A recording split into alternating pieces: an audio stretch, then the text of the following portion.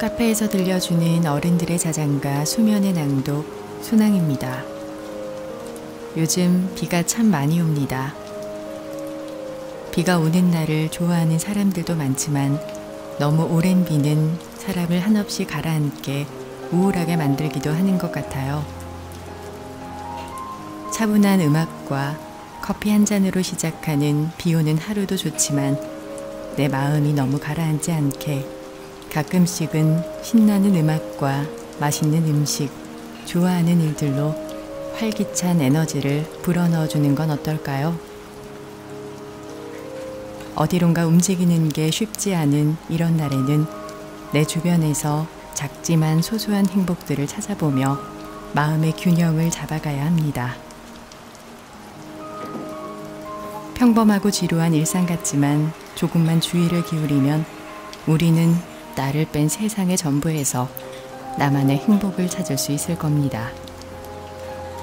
그리고 함께하는 이 시간 또한 여러분들의 하루 끝에 작지만 소소한 행복이 될 수 있었으면 좋겠습니다.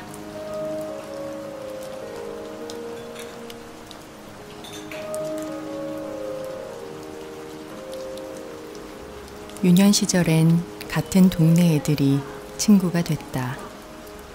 10대 때에는 취향이 같은 애들이 친구가 됐고 20대에는 같은 생각과 같은 입장을 가진 사람과 친구가 됐다.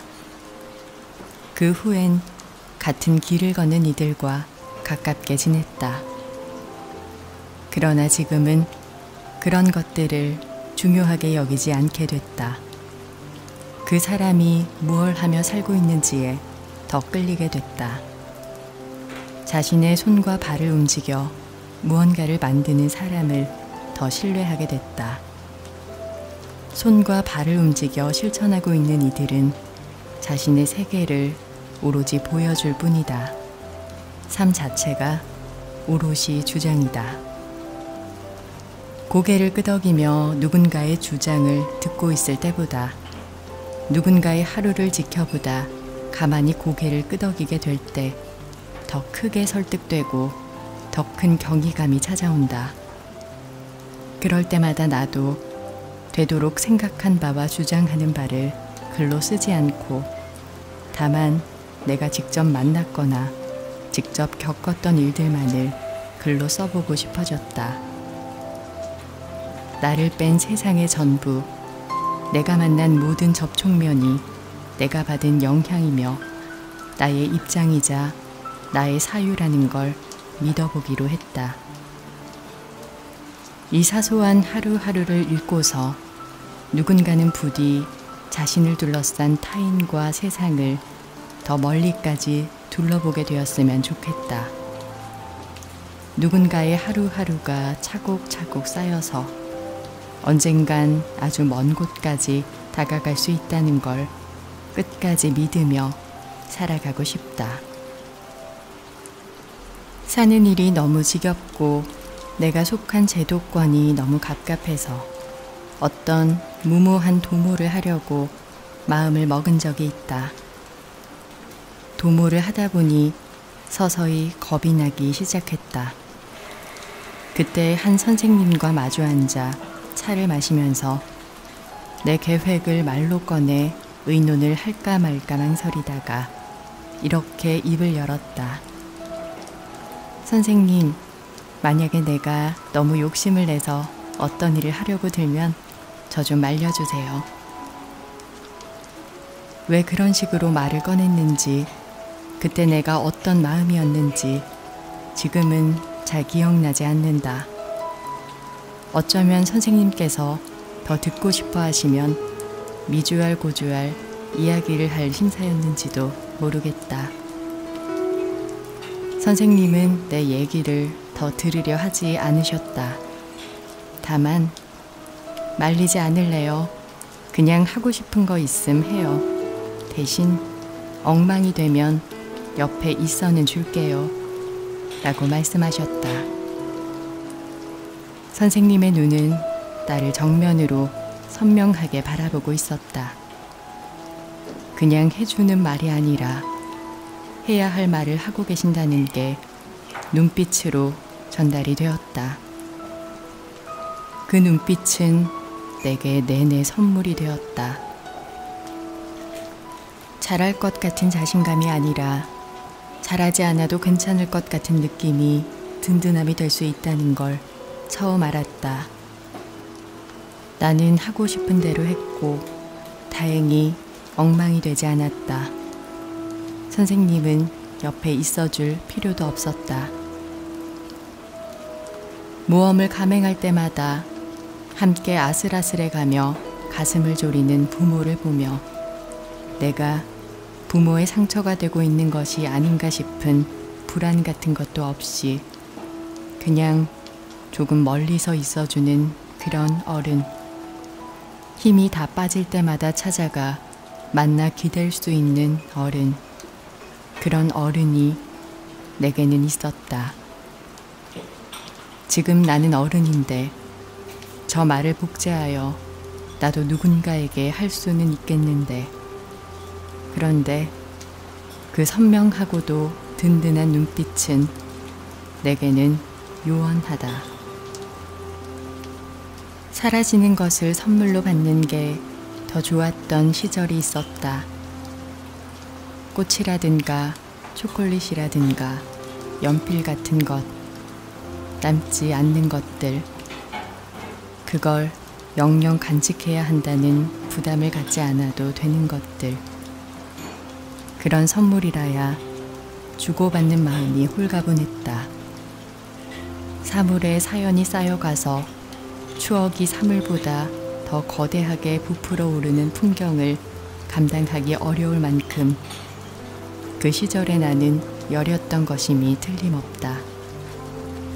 실은 선물에 대한 부담이라기보다 나 자신의 여림에 대한 불만 쪽에 더 가까운 심사였을 것이다. 선물은 받는 게 더 좋다, 주는 게 더 좋다.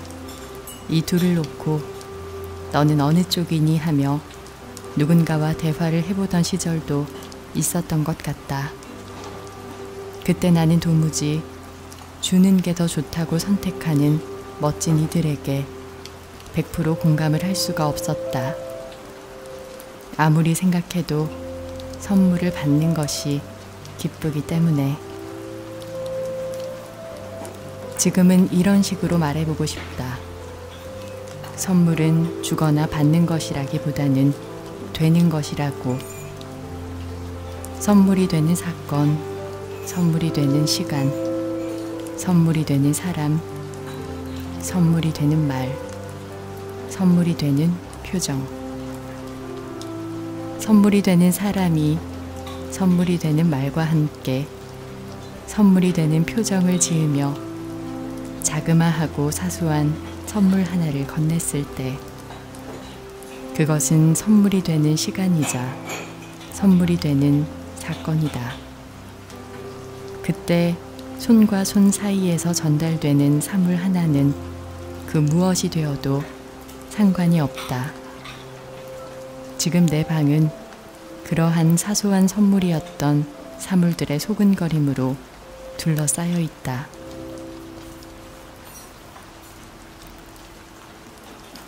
베이징을 여행했던 선배가 왕창 사와서 다 주고 하나 남았어 라며 건네준 마오쩌둥이 그려진 담배 케이스.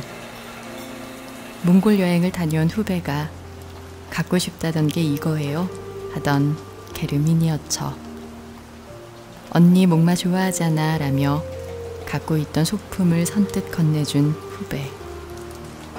재활용 쇼핑백을 잘라서 엮은 항아리를 노숙인들의 벼룩시장에서 샀다며 1시간이 넘게 나를 기다려 건네주고 간 친구.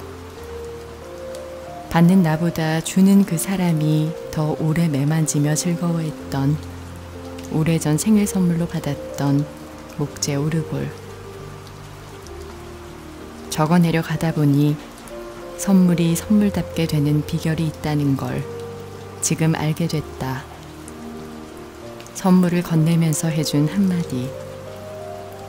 농담처럼 던졌든 지나가듯 말했든 진지하고 가열차게 자신의 안목을 침튀기며 피력했던 간에 선물을 쳐다볼 때마다 저절로 떠오른다. 그 한마디와 더불어 그 표정도. 그러면 나는 빙그레 웃고야 만다. 아마도 이 선물들이 내 방 창가 선반에 쪼로록 놓여있지 않았다면 혼자 있는 내 방에서 빙그레 혼자서 웃고 있을 일은 없었을지도 모르겠다. 그들은 알고 있을까? 내가 이 사물들을 쳐다볼 때마다 그때의 그 표정과 말투를 떠올리며 자주 웃는다는 걸. 청소를 하며 먼지를 닦아줄 때마다 옆에 사물에게 소개해 주듯 말을 건넨다는 걸. 빙그레 웃는 나 혼자만의 시간이 선물이 되었다는 사실을. 밤새 내리던 눈이 드디어 그쳤다. 나는 다시 길을 떠난다. 오래전 고국을 떠난 이후 쌓이고 쌓인 눈으로 발자국 하나도 식별할 수 없는 천지지만 눈사람 되어 쓰러지기 전에 일어나 길을 떠난다. 마중기에 안 보이는 사랑의 나라를 다시 꺼내 읽는다. 고국을 떠난 적은 없지만 고국을 떠나온 것만 같은 심정으로 여행을 다닐 때면 불현듯 떠오르는 시구다. 내가 처음 시를 썼던 1990년대에는 속임수임이 분명한 희망들이 노골적으로 도처에 전시되어 있었다. 절망은 꼭꼭 숨어 복병처럼 안 보였다. 시가 안 보이는 것을 노래해야 하니까 그 시절 시인들은 당차게 절망을 노래했다. 이제는 절망이 노골적으로 도처에 전시된 시대를 살고 있다. 가장 안 보이는 것은 희망이다. 그러나 시가 안 보이는 걸 노래해야 해서 안 보이는 희망을 노래한다는 것은 멍청한 짓 같다. 그러나 멍청한 시인의 멍청한 시를 나는 은밀히 기다린다. 사람을 둘러싼 풍경 중에서 가장 희망에 가까운 풍경을 가장 멍청하고 가장 오롯하게 제시하는 시를 나는 기다린다. 안 보이는 것은 절망이나 희망 같은 게 아니라 멍청할 정도로 오롯한 태도인 것 같다. 사람의 분별력과 고집이 투영된 당찬 시의 목소리가 그립다. 숱한 영리함과 숱한 예민함에 파묻혀버린 장면 하나를 시에서 목격하고 싶다. 시인은 가장 안 보이는 걸 쓰는 자임을 다시 기억하며 살고 싶다. 집으로 돌아오기 위해 덴파사르 응우라라이 공항에서 발권을 하고 돌아섰을 때였다. 손에 든 초록색 여권을 가리키며 한 할머니가 한국 사람 맞쥬? 하고 물었다. 딸내미가 사위와 손녀와 발리에서 정착해서 살고 있는데 놀러오라고 성화를 해서 몇 년을 벼르다가 첫 해외여행을 오게 되었다고 자신을 소개했다. 영감탱이가 당최 어디 여행 가는 거를 전장 나가는 것처럼 무서워해서 나 홀로 여행을 감행했다고 충청도 사투리로 서너 번쯤 반복해서 말해주었다. 나는 연신 고개를 끄덕이며 할머니의 이야기를 들었다. 우리는 가방 속에 넣어둔 겨울옷을 함께 꺼내 입었고 보안 검색대 앞에서 함께 줄을 섰고 출국 심사대에서 함께 줄을 섰다. 보안 검색대 앞에서 내가 가방 속 카메라와 노트북을 꺼내 바구니에 담을 때엔 전자제품만 꺼내면 된다더만 하면서 가방에 칼 같은 거 없지? 스프레이도 안 된냐? 라며 내게 연신 말을 걸었다. 그토록 발랄하고 환한 얼굴의 노인을 목격해 본 적이 거의 없어서 나는 잔뜩 들뜬 자식의 손을 꼭 붙잡고 여행을 떠나는 엄마처럼 할머니의 손을 잡고 우리가 탑승할 게이트로 걸어갔다. 비어있는 의자가 없었다. 할머니는 카페트 바닥에 철푸덕 앉았다. 나도 할머니 옆에 철푸덕 앉았다. 올 때는 신혼여행 오는 부부한테 찰싹 달라붙어서 무사히 비행기를 탔고 마중 나온 딸 식구를 무사히 만나게 됐다고 했다. 신혼여행 부부에 대해서도 내가 그다지 궁금해하지도 않는 많은 정보를 알려주면서 갸들이 결혼을 진짜 잘한 것 같지 않냐고 갸들을 본 적도 없는 내게 동의마저 구했다. 사위가 발리에서 봉사활동을 하고 있다고 했다. 발리에 사는 우리 교민들이 어떤 식으로 교류를 하고 어떤 식으로 서로 도우면서 살아가는지에 대해 자세하게 설명해 주었다. 사위와 손주는 영어를 쏠라쏠라 잘하지만 딸은 아직 더듬더듬밖에 못해서 그게 좀 걱정이 된다며 한 번은 이랬디아로 시작된 딸이 발리에서 겪은 몇 년의 에피소드들을 시간 순으로 들려주었다.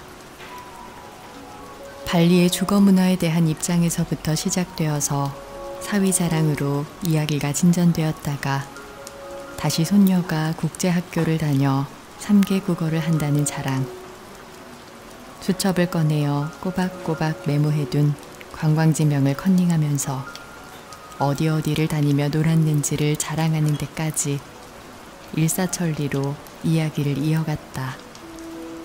그러다가 영감탱이에 관한 이야기로 건너가면 욕설이 절반은 섞여들었다. 우렁차고 해맑은 할머니에게 연신 추임새를 넣으며 얘기를 듣다가 지금 이 주변의 사람들이 우리를 어떤 관계로 볼지 상상했다. 엄청나게 다정한 모녀지간으로 보일 것도 같았다. 딸로 보이기에는 내가 지나치게 예의를 갖추고 있으니 며느리로 보일 수도 있겠다 싶었다. 노인이 된 엄마와 단둘이 여행을 떠난 중년의 딸, 혹은 시어머니와 며느리, 어찌됐건 근사한 그림이었다. 엄마하고조차도 그려보지 못한 멋진 그림을 나는 처음 보는 할머니와 그리고 있었다.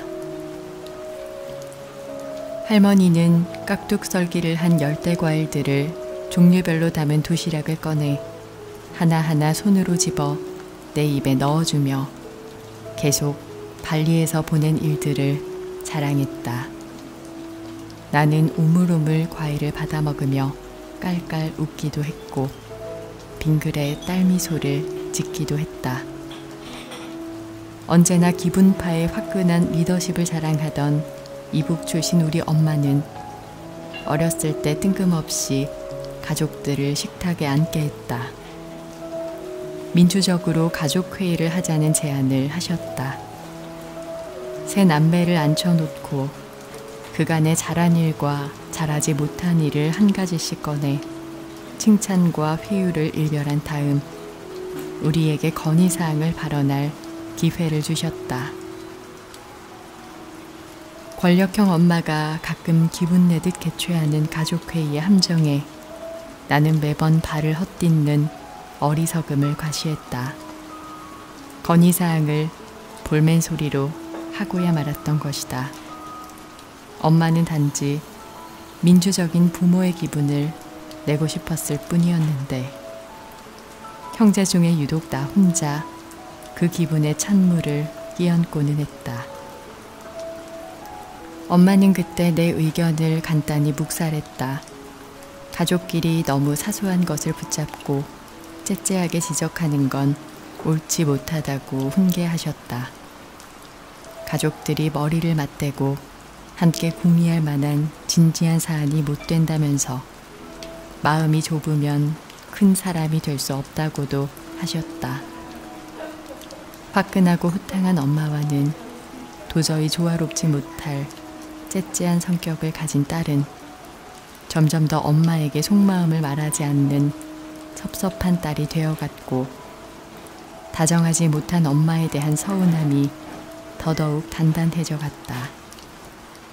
엄마는 아무도 사랑하지 않는, 사랑할 줄 모르는 사람으로 보였다. 나에게 엄마는 좋은 사람이 아니었다. 닮고 싶지 않았고, 행여 닮았다는 말을 누군가에게 들으면 화가 나기 일쑤였다. 엄마와 심하게 충돌을 겪던 20대에는 거실에서 한바탕을 하고 내 방에 들어와서 울먹이던 내 옆에 아빠가 와서 한참이나 앉아 계시곤 했다.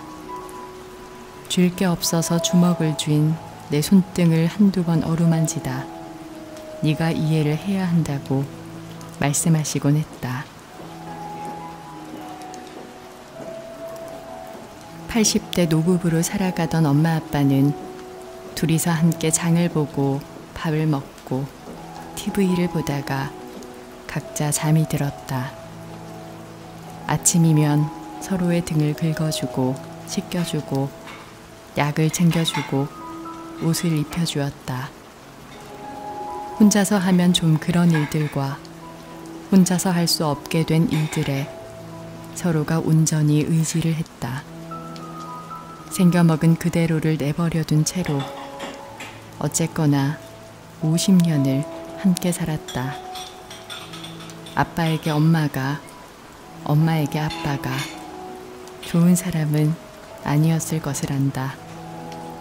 좋은 사람은 아니지만 그냥 그 사람이 되어간 두 사람. 엄마의 큰소리와 아빠의 묵묵함은 여전하지만 사랑이 두 사람에게 깃들여 있었다는 사실을 부정할 수는 없다. 충청도 할머니와 나는 서로 옆자리에 앉았다. 할머니의 발리에서 보낸 보름은 네버엔딩 스토리였다. 듣다가 내가 졸면 할머니도 옆에 앉아 눈을 감았고 이내 코를 골았다. 내가 치킨을 선택하면 할머니도 같은 거를 주문했다. 내가 오렌지 주스를 선택하면 할머니도 같은 거를 주문했다.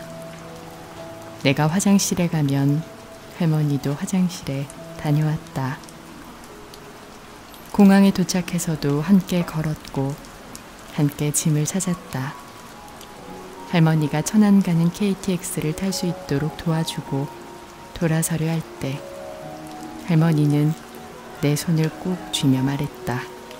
참말 좋은 사람이야 라고. 하룻밤만에 나는 아무것도 하지 않은 채로도 참말 좋은 사람이 됐다.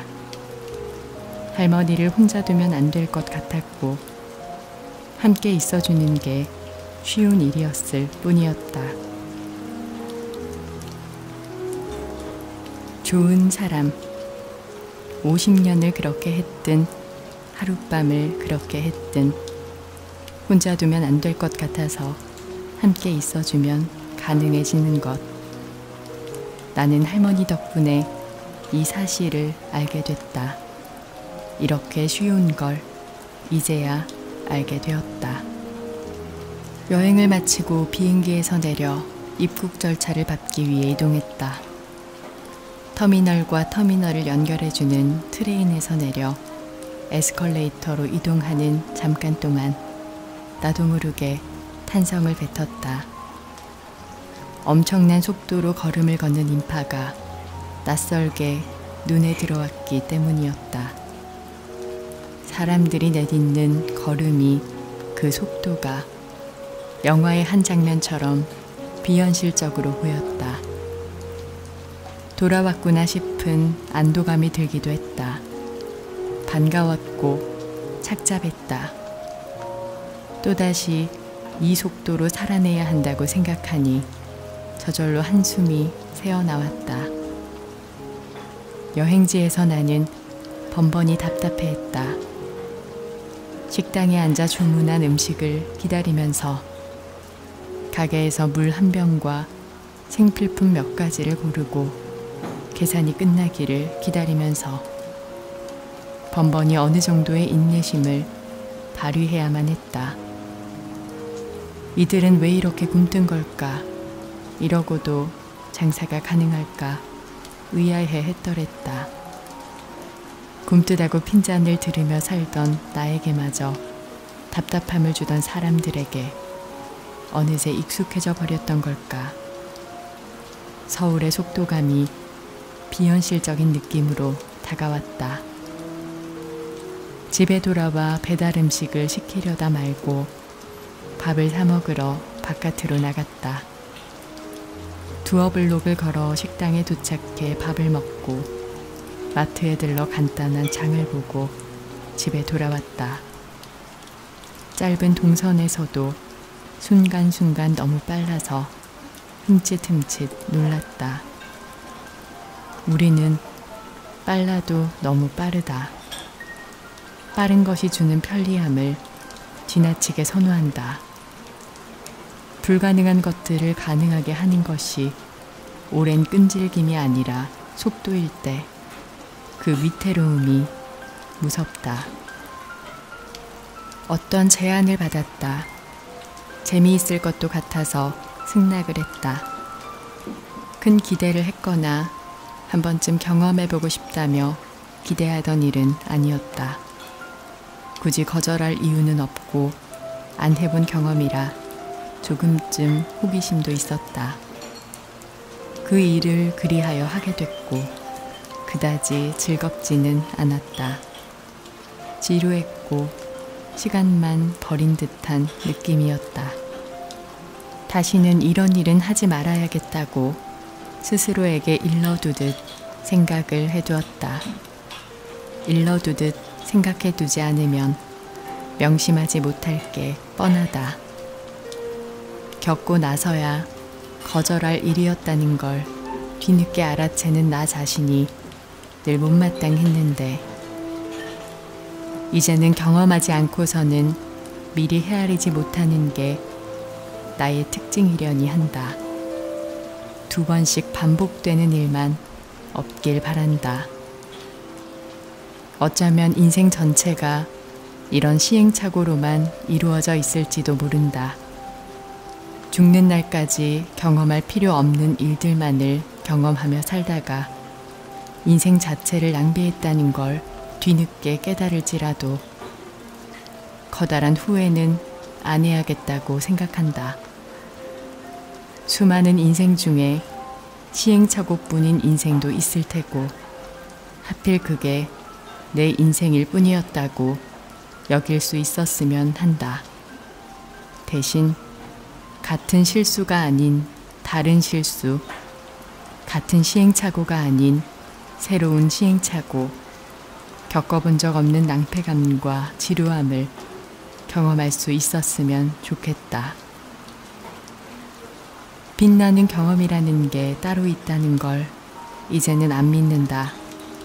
경험이란 것은 이미 비루함과 지루함, 비범함과 지극함을 골고루 함유하기 때문이다. 저녁을 함께 먹다가 옆에 앉은 사람이 말했다. 예전에는 그런 사람이 아니었는데 그 사람 정말 이제 많이 변했다고. 그렇게 변할 줄 몰랐다고. 가만히 듣고 있던 한 사람은 그렇게 변할 줄 알았다고 했다. 나는 그 사람에 대해 거의 아는 게 없었지만 나이가 들어 변해버렸다는 사람에 대해 당연한 얘기를 듣듯 듣고 있었다. 내가 아는 사람 중에도 그런 식으로 변한 사람은 많으며 변하지 않은 사람이 거의 없을 정도라며 대화에 끼어보기도 했다. 집에 돌아오는 길에 변하지 않은 사람이 누가 있으려나 혼자 헤아려 보다 포기했다. 몇 년 전에 만난 어릴 적 친구가 내게 해준 말이 떠올랐기 때문이다. 너는 안 변해서 문제야. 누군가의 눈에는 내가 변해버린 사람일 수도 있고 변하지 않아서 문제인 사람일 수도 있으니 생각해서 무엇 하나 싶어졌다. 하지만 변해버린 사람들, 특히나 너무 많이 변해버린 사람들의 공통점에 대해 다시 생각하게 되었다. 그들은 죄다 꿈을 이룬 사람들이었다. 꿈을 이루었을 뿐만 아니라 꿈꾸지 않았던 꿈 너머의 목까지를 이루며 살아가는 사람들이었다. 대부분의 사람이 그에게 존경을 표하고 자기 분야에서 두각을 나타내는 사람이 되어갔다. 실제로 존경받을 만한 실력을 갖추기 위해서 많은 노력을 했다는 사람들을 떠올려 보았다. 얼마나 많은 노력을 했을지를 상상해 보았다. 가끔은 벽에 부딪혔을 것이고 극복하고 나아가기 위해 필요 이상의 열정과 집중을 쏟아내야 했을 것이다. 그 시절에 그 사람 곁에 잠깐이나마 머물렀던 사람들은 그 사람을 가장 이상적인 사람으로 기억할 수밖에 없을 만큼 빛나는 노력을 했을 것이다. 그랬던 사람이 더 이상의 노력을 멈출 때는 당연히 꿈을 이룬 때다. 노력을 멈추어도 그의 성과들이 사라지는 것은 아니니 이제는 그가 그런 고생을 할 이유가 없었으리라. 그에겐 이젠 다른 고생이 뒤따를 것이다. 존경해주는 사람만큼이나 변했다고 등을 돌리는 사람이 많아지고 보이지 않는 곳에서 손가락질하는 사람도 많아진다. 마치 실망할 준비를 하고 있었던 것처럼 보란듯이 실망을 하는 사람들이 도처에 있게 된다. 어떤 사람들은 존경받고 싶어 지위에 오르려 하지만 어떤 사람들은 단지 누군가의 빛나는 노력에 존경심을 느낀다. 좋은 지위에 있는 그가 더 이상 노력하지 않는다면 존경할 이유가 없어진다. 그는 다른 종류의 노력, 지킬 것이 많아진 자들이 하는 노력을 한다. 배우지 않는다. 당연히 시대에 뒤떨어지거나 무지에 가까워진다. 사람들은 그 지위에 대해서만 간신히 존경의 의무를 갖거나 그의 과거에 대해서만 존경심을 유지한다. 유리한 위치에 있으면서도 그러지 않았을 때와 다름없는 종류의 노력을 계속해서 하고 있는 사람이 드물지만 있기는 하다. 이 드문 사람은 유리한 사람들이 갇히게 될 무지를 포함하여 자신의 무지를 가장 두려워한다. 배우고 노력할 수밖에 없다. 당대에 들이운 무지의 그늘이 안타까워서 그 그늘을 밝히는 데에 노력을 기울인다. 그래서 그늘 속에 있다. 이 시대가 영웅이 사라진 것처럼 보이는 이유 중 하나일 것이다.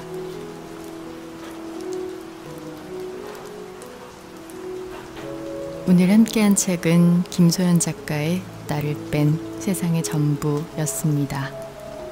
우리는 낯선 타인을 통해 그리고 항상 곁에 있는 것이 당연한 어떤 관계를 통해 날마다 배우고 느끼고 깨달아갑니다. 살아가면서 불가피하게 마주치는 많은 타인과 나를 비교하며 가끔은 우월감을, 대개는 좌절감을 느끼곤 하지만 정작 내가 비교해야 하는 대상은 상관없는 타인이 아닌 어제의 나, 과거의 나여야 합니다. 저 사람보다 못한 초라한 오늘의 내가 아니라 오늘의 나는 10년 전의 나보다 나은 사람인지 어제의 나보다 한 발짝 앞으로 나아갔는가에 집중해야 합니다.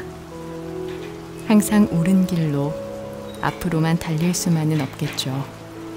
하지만 잘못된 길로 들어섰다는 것을 알았을 때 지금이라도 주저없이 돌아 나올 수 있는 결단을 하는 것만으로도 충분히 잘하고 있는 겁니다.